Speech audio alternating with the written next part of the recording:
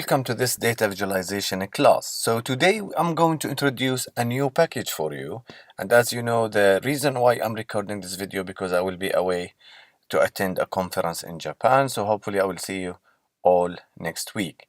Now, I find the most easy package to use for data visualization and plotting in interactive way is a package called Altair. And Altair is basically a visualization library for Python based on Vega and Vega-Lite.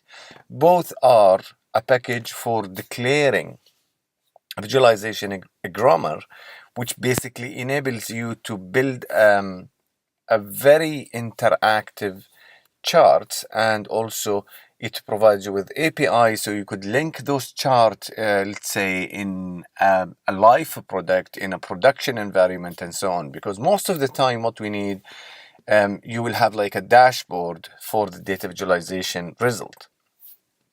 And to use Altair, you need all to do is to import Altair as ALT. And this is going to give you the ability to basically import some data, like the Vega dataset, where you can import it as a data. Now, this is the iris dataset that most of you used before. Just before I go to this dataset, just let me remind you, if you are going to run this not in CodeLab, what you need to do is to put this command if you are going to run Jupyter Notebook in your local machine or on the lab. The next thing is basically when you draw this Jupyter Notebook inside your local machine, you need to install it, and basically Altair for Python URL is going to be provided in the model page. Now let's go back to it, and you will see how much it's really easy to use Altair to draw an interactive and beautiful chart. So here I just create a variable and I call data.iris, and it seems to be that this dataset provided by Altair has so many alternatives. So you could basically use it for many different datasets. You can check the documentation if you are interested to see one of these dataset, or you could put data.tab and you could have a look to, they have like an airports data, birds strike, budget, and most of the countries data that we worked before with, earthquakes. There is so many dataset that you can use out of the shelf just using this package just to do some practice in data visualization, or you just might use it for assignment 1 and assignment 2. It is also possible. It is not something I would not like.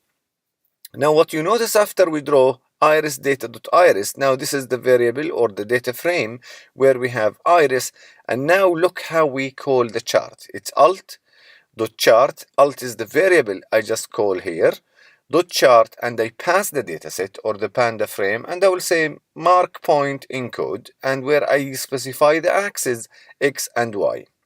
Then I do specify the variable that I will be used to color those different variables.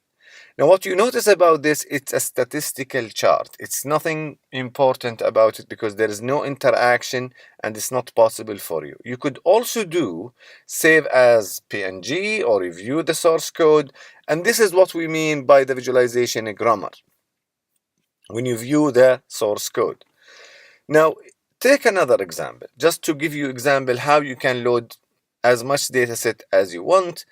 So from Vega dataset import data, by the way, I don't need to duplicate this again, but I keep duplicating things just in case each cell is a standalone example. And now I load a cars dataset.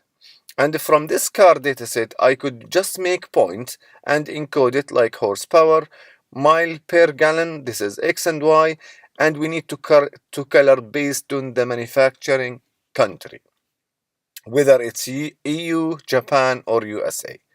Now what you will notice about this chart now, it's giving you loads of interaction. You can zoom and you can basically pan it based on a specific value.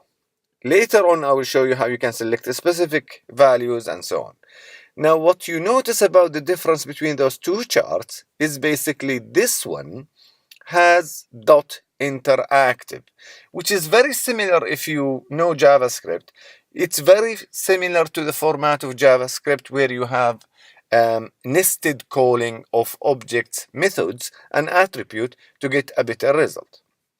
There is also so many examples. So you see now how we can enable interactive.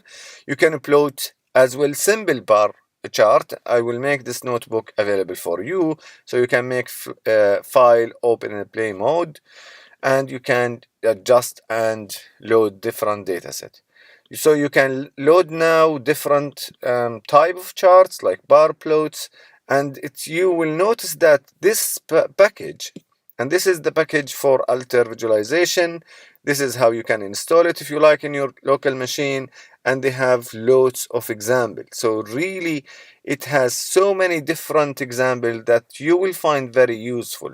If you look to interactive charts, you will find there is loads of things, lots of case studies, which is basically I advise you to go and read in details. So this is the same tutorial that we did about population. It seems to be already there. So I advise you to go and check the link for altair-visualization.github.io. Now let me just give you more example. This is how histogram. This is how stacked histogram Altair. In Altair, scatter the plots basically. And this is the point where I need you to focus on, which is basically how you can write or build an interactive chart in Altair. Looking back to the same example we discussed above about the cars and the manufacturing country. Now, once you execute this, it will give you a new type of chart where basically now you can select specific values. So the brush now is basically give you the ability to select some intervals. So I create a variable called interval, inherited from ALT, which is Altair, and now I choose the color conditional condition for interval, the variable, which is the country of origin, which is basically in the dataset cars, and also I will say that color should be basically a light gray when you basically select it. So I could select a specific range of data, I select a specific values, and so on. The next example, if you want to link two charts together, and this is basically where Altair come to its strongest features. We can do this in Tableau, but also sometimes you want to select something here and it will be linked here. So I want to see which car in terms of acceleration and what kind of horsepower and mile per gallon are.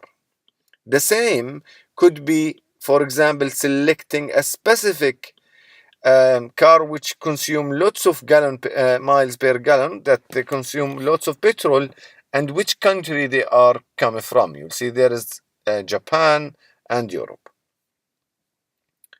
Another example, when you want to link a scattered plot and histogram in Altair. So for example, I want to select a specific value, and this value is going to give me a number of records based on those values that I'm selecting.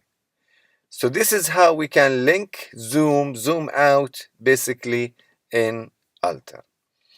Also, it gives you the ability to plot time series like line plot for stocks like Apple, Amazon, Google, and so on. And you can basically zoom in and zoom out. I will show you later on how you can make those interactive. So in the second part of this class, we want to focus now in building a chart with loads of interaction. So basically now I have an Altair, I have the data set, I load a data which is Seattle weather, and now I modify the brush, which is basically the one that gives me the ability to select. Now in this example, I'm showing you how you can visualize the average value within a selected range. So once the user select a specific range, the value in the red line is going to be plot for the user. Also, you could decide to choose a specific range or a specific bar as you need based on your visualization. So you could select this type this month, or basically this 3 months or 4 months together. Another example where you want to have a chart which give you the ability to select one portion of the chart and reflect that in different area in the other chart. And as example now, I have seen a scattered plot for this is for the IMDb rating, the most famous Rotten Tomato rating for movies. And now we want to select a comedy movie, and we see the total number of reviews and the rating in a specific category or genre. So this is for romantic comedy. So once you select something here, the other chart is going to respond. And you'll see that the code is really simple. So my advice for you, if you find this chart useful, copy and now adjust it. Make your chart similar to this by just changing the name of the columns that you want to do, which is the X and Y, and just playing around to get a sense of what you need to do. Another example, when you want to have multi-panel for reviewing the same data. And this is very good when you want to see, for example, a histogram of multiple attributes to decide which one you want to focus on in your visualization, like distance, delay, time, and so on. Another example which you will find very good when you have multiple lines now and you want to give the user the ability to basically click and give you loads of visualization about it, tooltips.